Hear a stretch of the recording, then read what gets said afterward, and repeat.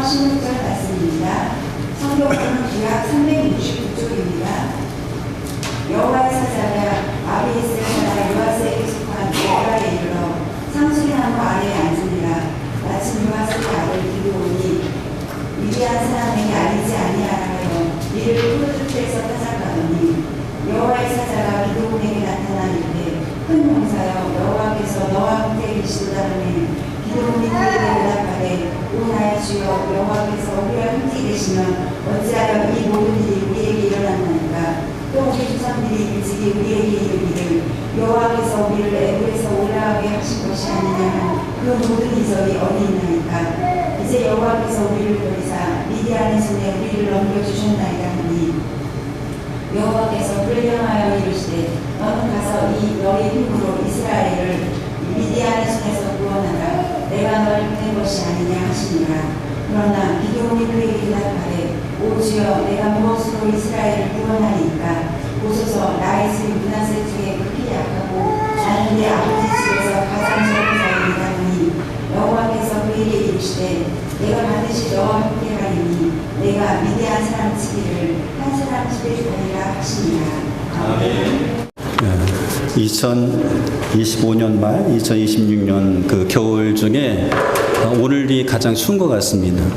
주일 맞이해서 오늘처럼 추운 날은 처음인데 그 추운 날 여러분 함께 예배드리게 되어서 너무 감사드립니다.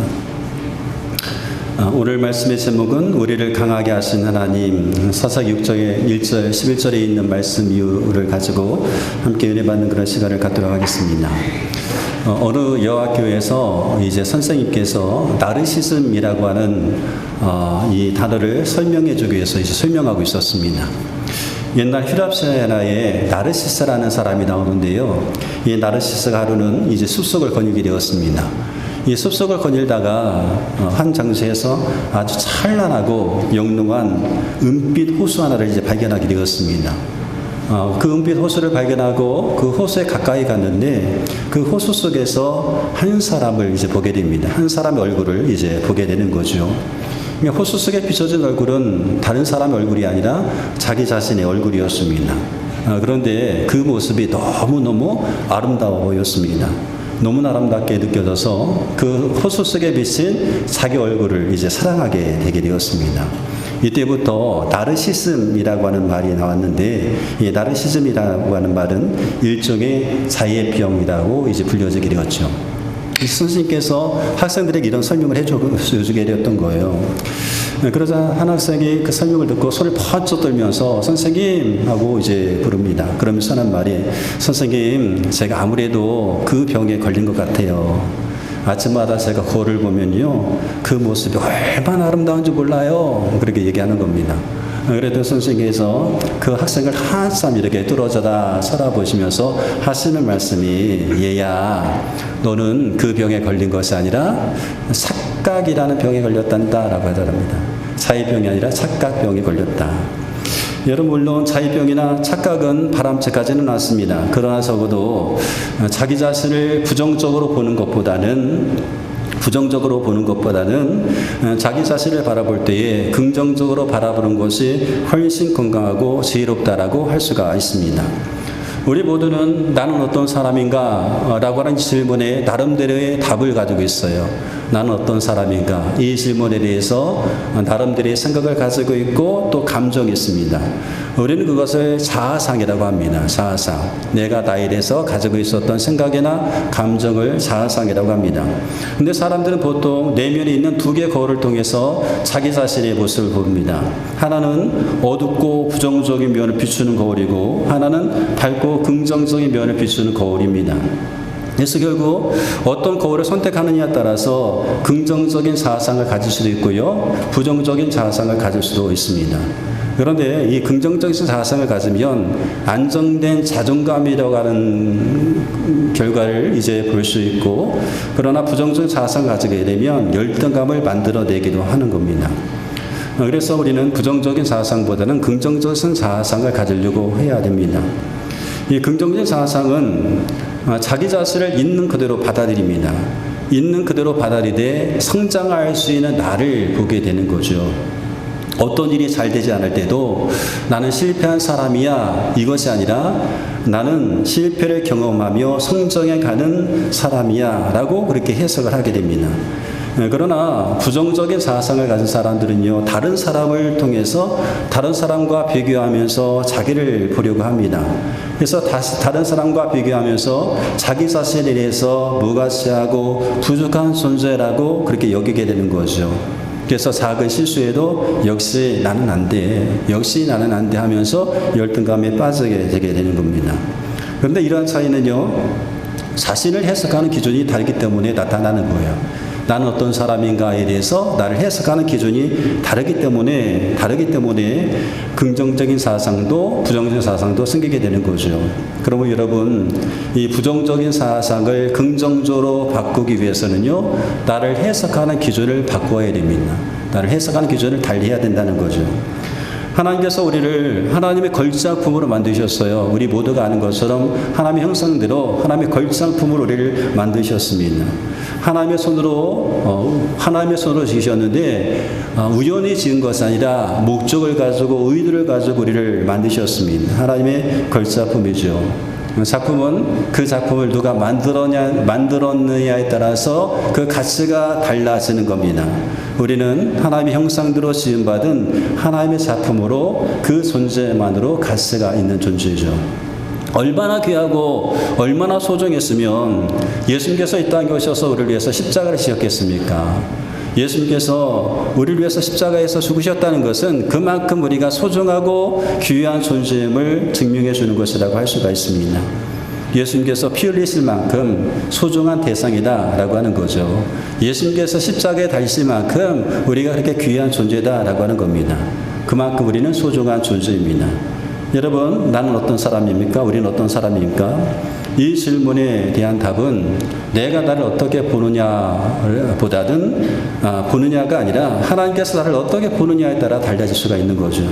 하나님의 시선으로 우리를 바라볼 때 우리는 비로소 우리 자신의 진짜 모습을 발견할 수가 있게 되는 겁니다. 그리고 우리 자신이 있는 그대로의 모습을 받아들일 수가 있게 되는 겁니다. 그래서 사도 바울은 로마서 12장 3절에서 이렇게 권면하고 있습니다. 마땅히 생각할 그 이상의 생각을 품지 말고 오직 하나님께서 각 사람에게 나눠주신 믿음의 분량대로 지혜롭게 생각하라. 마땅히 생각할 그 이상의 생각을 품지 말라. 무슨 말인가 하면 자기 자신에 대해서 마땅히 생각할 그 이상의 생각을 품지 말라는 말씀인데요, 자기 자신을 부정적으로 보라는 말씀이 아닙니다. 그렇다고 해서 자기 자신을 과대평가하라는 말씀도 아닙니다. 하나님 안에서 있는 그대로의 모습, 있는 그대로 자기 자신의 모습을 정확히 보라는 그런 말씀입니다. 그렇게 했을 때 우리가 건강하고 아름다운 열매를 맺어갈 수가 있는 겁니다. 그래서 성경에는 이렇게 우리가 하나님 앞에서 자신을 바르게 이해하라라고 말씀하셨을 뿐만 아니라 그와 같은 사람을 우리가 소개해주고 있어요. 누군가 하면 바로 아모스라는 사람이에요. 아모스는 하나님 앞에서 자기 있는 그대로의 모습을 발견했던 그런 사람이었어요.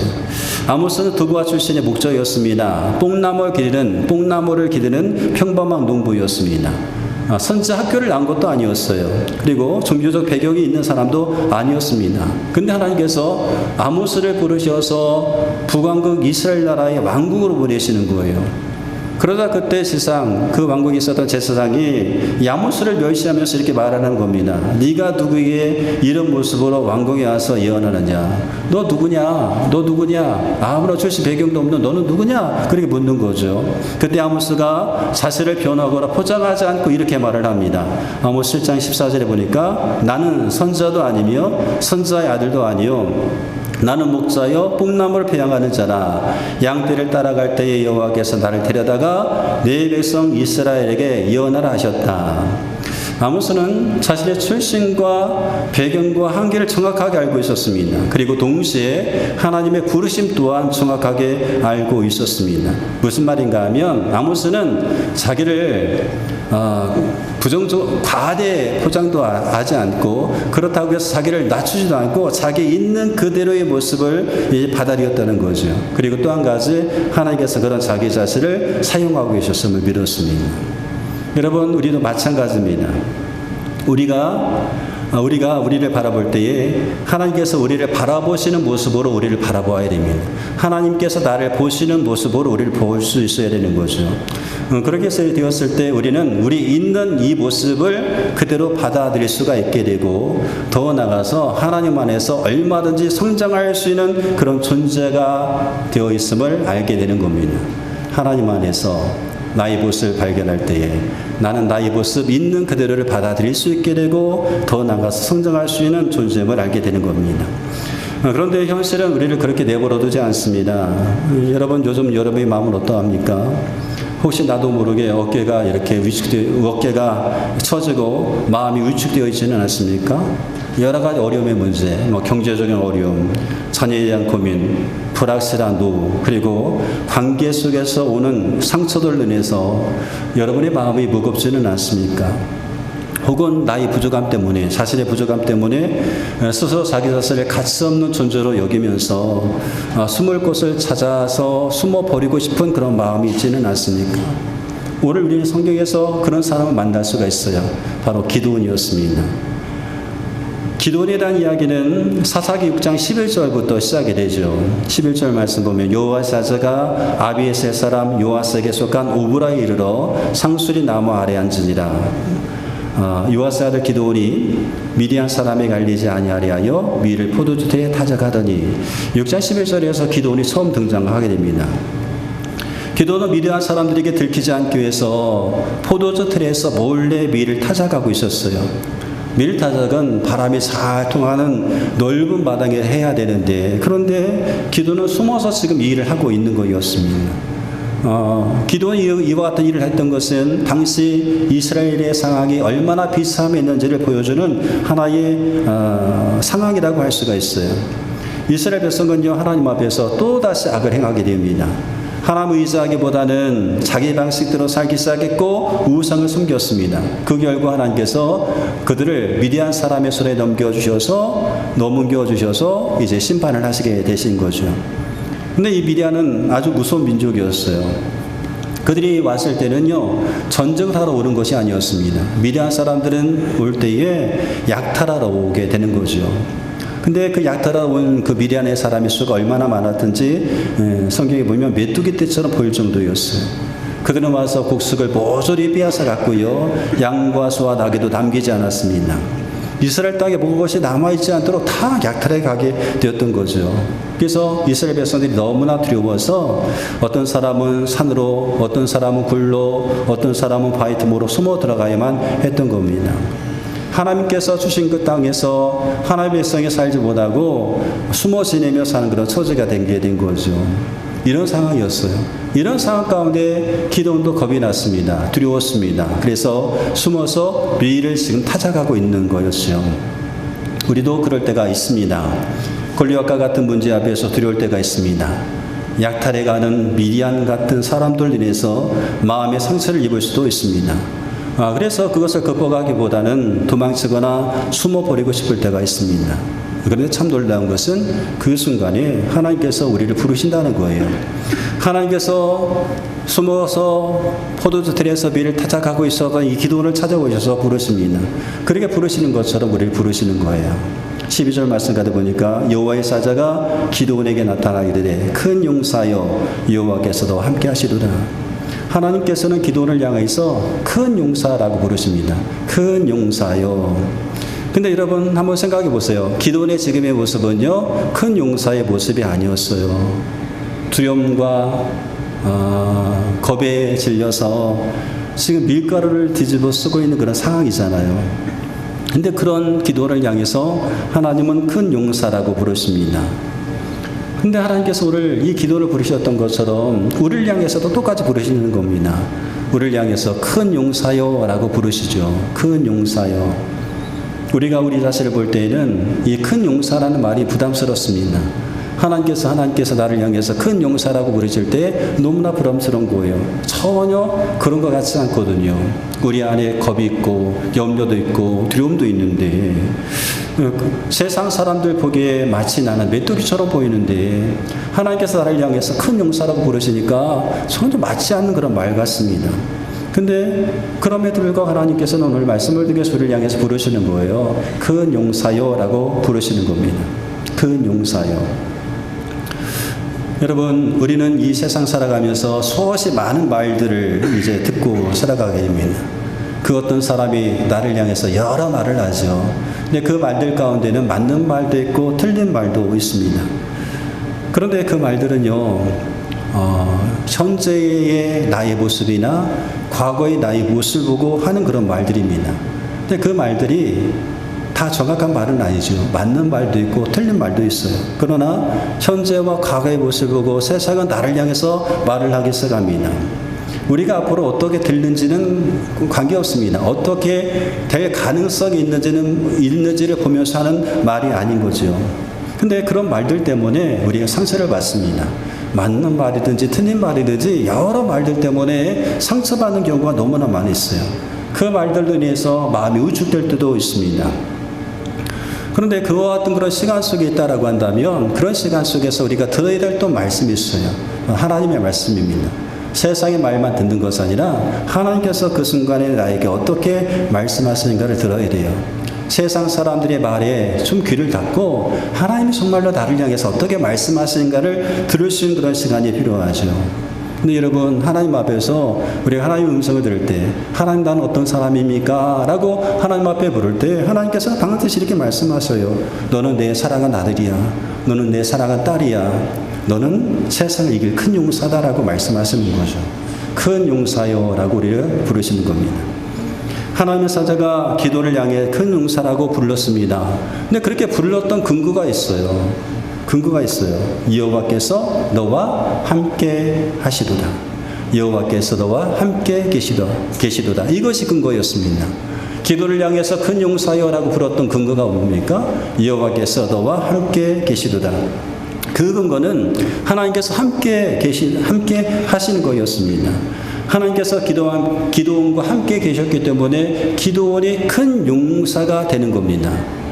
기도원에게 힘이 있어서 큰 용사가 아니라 하나님께서 함께 계시기 때문에 기도원을 향해서 하나님은 큰 용사요라고 부르신 거죠.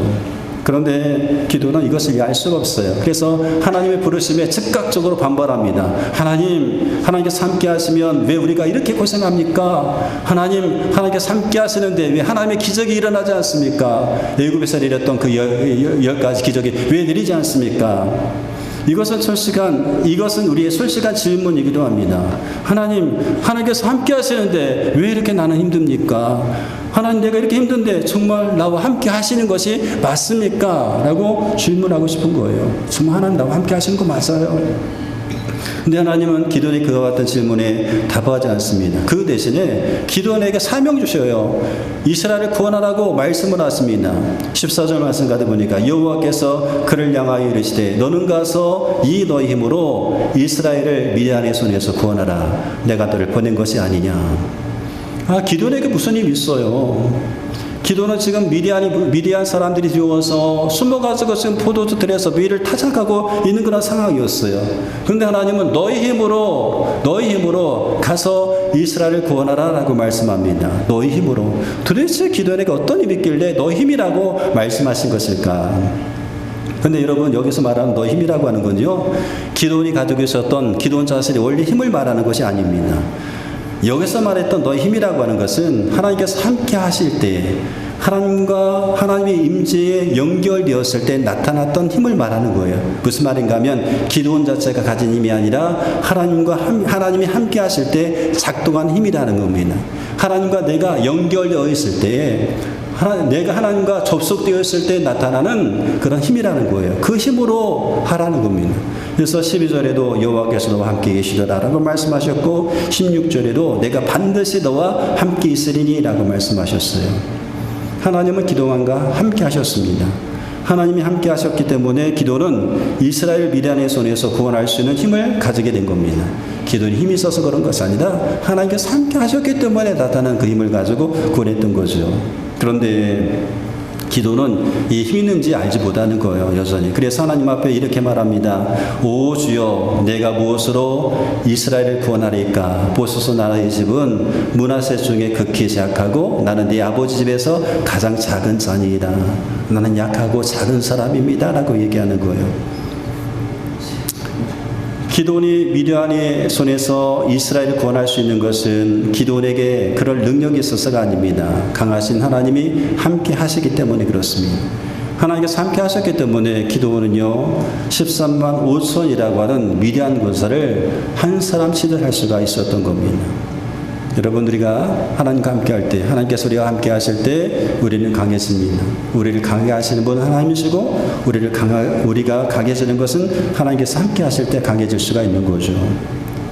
예배당에 많은 전구가 있죠. 불이 환하게 비춰주고 있는데 이 전구 자체가 빛을 발하는 것은 아닙니다. 전구만 있으면 빛을 낼 수가 없는 거죠. 발전소와 연결되어 있기 때문에 빛을 낼 수 있는 것처럼 신앙인의 강함과 신앙의 능력도 내 능력이 많아서 되는 것이 아니라 강하신 하나님과 접속되어 있기 때문에 강해지는 겁니다. 그것이 바로 신앙의 능력이라고 할 수가 있습니다. 성도 여러분, 여러분이 약하다고 능력이 없다고 하나님의 일을 하지 못하는 것은 아닙니다. 하나님께서 함께 하시고 함께 하시는 그 주님께서 나에게 주신 사명이라고 한다면 하나님께서 강하게 하셔서 그 일을 감당케 하시는 겁니다. 그러므로 하나님께서 말씀하실 때에 여러분 솔직하게 인정하세요. 여러분의 약함을 인정하십시오. 그리고 그 약함 때문에 더 강력하게 하나님을 붙잡으시기 바랍니다. 하나님께서 기드온에게 가라고 명령하셨어요. 가라, 이스라엘을 구원하라 라고 말씀하셔요. 근데 이 말씀 앞에 만약에 기드온이 생각만 하고 있었다고 한다면 자기 자신이 정말 강했는지 강하지 않은지 알지 못했을 거예요. 그런데 이 말씀 앞에서 미디안이 두려웠지만 이 말씀 앞에 순종하고 한 발짝 내디뎠을 때에 기도는 강함을 발견하게 되게 된 겁니다. 지금 우리도 마찬가지입니다. 우리를 두려워하는 것이 많이 있을 거예요. 그때 하나님 말씀 우리가 들어야 됩니다. 하나님께서 함께 하신다는 약속의 말씀 믿고 믿음으로 한 발짝을 내딛는 거죠. 그렇게 순종의 발짝을 내딛을 때에 아하, 내가 약하지 않구나. 하나님이 나를 강하게 하셨구나. 이 사실을 우리가 발견할 수가 있게 되는 겁니다. 하나님은 우리가 움직이기 시작할 때에, 우리가 순종할 때에 미디안 군대를 한 사람 치드하게 하시듯 문제를 해결해 주시는 거예요. 하나님의 영이 임한 기드온이 나팔을 불기 시작해요. 그러자 사방에서 사람들이 몰려오기 시작합니다. 32,000이라고 하는 그만 군사가 몰려들었어요. 근데 하나님은 그 수를 보시면서 야, 너무 많다라고 말씀하시는 거예요. 다 돌려보내고 남은 수가 몇 명이었는가 하면 300명이었습니다. 300명이 되게 하셨어요. 미디안 사람들의 수는 13만 5천 명이었습니다. 근데 그 미디안 군사 앞에서 이 300명이라는 숫자는 말도 안 되는 그런 숫자였어요. 근데 이 300명을 데리고 가서 이제 전쟁하라는 거죠. 그럼 왜 하나님께서 그 많은 숫자를 다 제어해 버리시고 300명만 남게 하셨을까요? 왜 300명만 데리고 가게 하셨을까요? 사사기 7장 2절에 보니까 이스라엘이 나를 거슬러 스스로 자랑하기를 내 손이 나를 구원하였다 할까 함이라 이렇게 말씀하셔요. 많은 수를 데리고 갔을 때에 이스라엘이 승리했을 때 그들이 말을 하기를, 자랑하기를 내 손이 이것을 이루었다라고 할까 합니다. 하나님께서 숫자를 줄이게 하신 이유는요, 이스라엘을 망하게 하기 위해서 숫자를 줄이신 것이 아니란 말이에요. 이스라엘을 강하게 하시는 분이 오직 하나님 한 분임을 알게 하시기 위해서 숫자를 줄이신 겁니다. 그래서 기드온이 300명을 데리고 나가잖아요. 나갈 때 칼과 창을 들고 나간 것이 아니었어요. 항아리와 그리고 횃불과 나팔을 가지고 나가게 되었습니다. 항아리를 깨고 횃불을 높이 들고 나팔을 불기 시작했을 때 하나님께서 일을 하기 시작하셨습니다. 하나님께서 대신 싸워주시는 거예요. 하나님께서 적군끼리 싸우게 하심을 통하여서 이스라엘 나라와 하여금 승리케 하셨습니다. 여러분, 우리를 강하게 하시는 분은 하나님이십니다. 우리와 함께 하신 하나님께서 우리를 강하게 하시는 거예요. 하나님께서 함께 하시면 우리가 강해지는 거죠. 그래서 함께 하신 하나님과 함께하는 신앙인은, 우리와 함께 하시는 하나님과 함께하는 신앙인은 결코 넘어지지 않습니다. 결코 넘어지지 않습니다. 흔들릴 수는 있지만 넘어지지 않습니다. 제가 이 말씀을 묵상하다가 기도하는데 하나님께서 뭐를 생각나게 하셨는가 하면 오뚜기를 생각나게 하셨어요. 오뚜기. 여러분 오뚜기 아시죠? 오뚜기 모르세요? 오뚜기 인형 있잖아요. 그러니까 오뚜기 인형을 이렇게 보면 요즘에는 다양한 캐릭터로 오뚜기 인형을 만듭니다. 근데 오뚜기 인형을 보면 항상 오뚜기가 어떤 모습을 하고 있는가 하면 항상 웃는 모습이에요. 이런 모습이에요. 뭐 찡그린 모습은 하나도 없어요. 웃는 모습이에요. 근데 여러분 오뚜기 인형을 여러분 보실 때 어떻습니까? 오뚜기 인형을 보면 괜히 건드리고 싶잖아요. 그런 마음 안 드세요? 오뚜기 인형이 있는데 한번 만져보고 싶어요? 건드려보고 싶어요? 툭 칩니다. 그죠? 근데 그럼 툭 치면 이 오뚜기 어떡합니까? 막 흔들리잖아요. 왔다 갔다 다 해보셨잖아요. 흔들리잖아요. 그것도 안 되면 어떡하냐면 오뚜기를 이렇게 막 바닥에 이렇게 눕혀보기까지 해요. 그리고 놓습니다. 그럼 이 오뚜기가 얼마나 춤을 추는지 왔다 갔다 빙글빙글 도는지 재밌습니다. 근데 넘어지지는 않는 거예요. 그러면서도 오뚜기는 인형이기 때문에 그런지 모르겠지만 오뚜기의 표정은 하나 변함이 없습니다. 웃는 모습 그대로 좌우로 흔들리는 거예요. 그러나 넘어지지는 않습니다. 왜요? 무게중심이 아래에 있기 때문에 그래요. 무게중심이 있기 때문에 아무리 밀쳐버려도 넘어지라고 해도 당겨버려도 넘어지지 않는 거예요. 넘어지지 않습니다. 흔들릴 수는 있지만 넘어지지 않는다는 말입니다. 함께 하시는 하나님과 함께하는 신앙인은 오뚜기와 같습니다. 흔들릴 수는 있지만 넘어지지 않습니다. 함께하는 하나님의 사람을 마귀는 그냥 내버려두지 않아요. 어떻게 해서든지 좀 건드려 보고 싶어요. 신앙생활 잘하고 있는 그 모습을 보면 그냥 내버려두지 않습니다. 그냥 신앙생활 못하면 그냥 내버려두겠죠. 뭐 저러다 망하는데 뭐 건드릴 필요가 있겠어요. 근데 신앙생활 잘하면서 하나님 앞에 바로 서기를 원하는 그런 신앙인들을 만나게 되면 건드려 보고 싶어요. 함께 하시는 하나님과 함께하는 신앙인을 보면 그냥 내버려두지 않습니다. 그냥 건드리는 거죠. 밀쳐보기도 하고 당겨보기도 하고 흔들거리기도 하고. 근데 어때요? 하나님과 함께하는 신앙인은 흔들릴 수는 있어요. 그러나 넘어지지는 않습니다. 마귀가 사람들을 통해서 말과 행동으로 건들리면서 넘어뜨리려고 하지만 하나님과 함께하는 신앙인은 결코 넘어지지는 않습니다. 흔들릴 수는 있어요. 잠시 잠깐 흔들릴 수 있지만 넘어지는 않는다. 왜요? 무게중심이 하나님께 있기 때문에 넘어지지 않습니다. 흔들리지만 넘어지지 않는 이유가 바로 거기 있어요. 우리 신앙의 무게중심이 나에게 있는 것이 아니라 하나님께 있기 때문에 흔들릴 수 있지만 넘어지지 않는다. 성도 여러분, 우리를 강하게 하시는 분은 하나님이십니다. 우리 안에 원래 강함이 있어서가 아니라 하나님께서 우리와 함께 하시고 그 함께 하신 하나님과 내가 함께 하기 때문에 강해지는 거죠. 그러므로 이제 우리가 우리 자신을 평가하는 그런 기준을 한번 바꿔보세요. 나는 부족한 사람이야. 나는 약한 사람이야. 라고 여기서 멈추지 말고 나는 부족하지만 나는 약하지만 하나님이 함께하는 사람이야 라고 고백하십시오. 하나님 오늘도 숨어있는 우리를 향해서 말씀하셔요. 큰 용사여 라고 말씀합니다. 큰 용사여 이제 일어나서 가자 라고 말씀합니다.